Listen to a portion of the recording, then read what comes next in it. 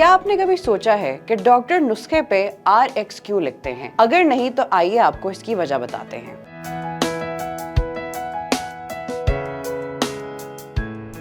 Doctor prescription देते वक्त जो पेपर इस्तेमाल करते हैं उस पर पहले से ही RX लिखा होता है, लेकिन इसकी वजह क्या है? RX मेडिकल का निशान या सिंबल समझा जाता है और लातीनी जबान में R लफ्ज के मायने हैं रेसिपी। रेसिपी का मतलब होता है टू टेक, मतलब ले लें, यानी जो दवा डॉक्टर ने इस पेपर पर तजवीज की है वो आप इस्तेमाल कर सकते हैं। आजकल यूरोप और एशिया में RX का निशान खास उन अद्वियात के लिए होता है जो मरीज को डॉक्टर की तजवीज के बगैर फार्मेसी से नहीं मिल सकती। यानी अगर आपकी प्रिस्क्रिप्शन पर RX नहीं लिखा तो आपको फार्मेसी वाले दवाई नहीं देंगे। कई ममालिक में बगैर प्रिस्क्रिप्शन के बगैर दवाई देना जुर्म है। डॉक्टर कोई प्रिस्क्रिप्शन या दवाई लिखते हैं तो उस पेपर पर कोई भी दवाई लिखने से पहले RX लिखते हैं। मजीद अपडेट्स के लिए देखते रहिए vnews.pk।